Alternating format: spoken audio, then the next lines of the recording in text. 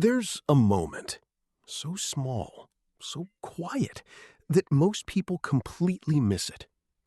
Your cat walks up to you, slowly, no sound, just presence. Then, suddenly, they place their paw on you. Your hand, your arm, maybe even your face. And without thinking, you smile.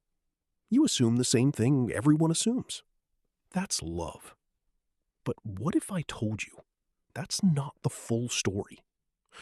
What if that simple touch is actually something much deeper? Because your cat is always communicating.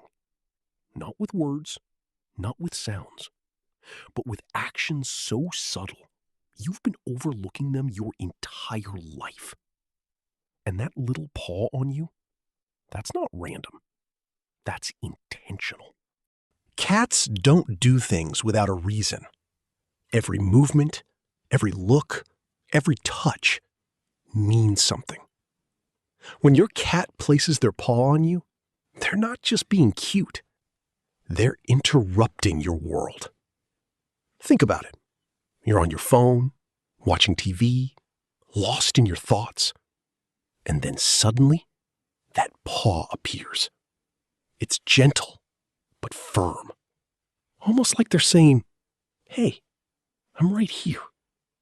This isn't just affection. This is attention. Your cat is pulling you back into their moment. Because to them, connection isn't passive. It's direct and physical. But here's where it gets even more interesting. That touch, it's also about trust.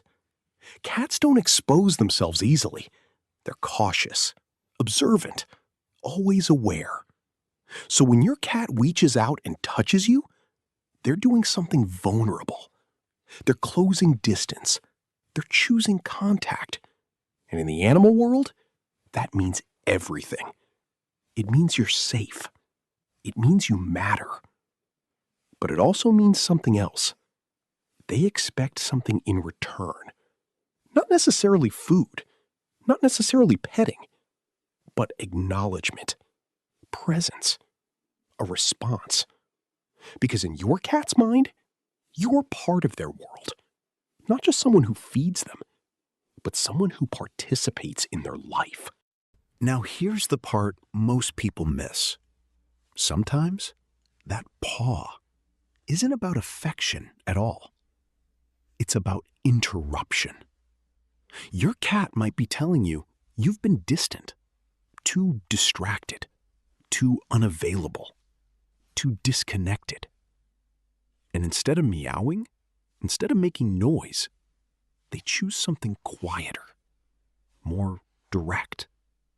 A touch, a signal that says, "Come back."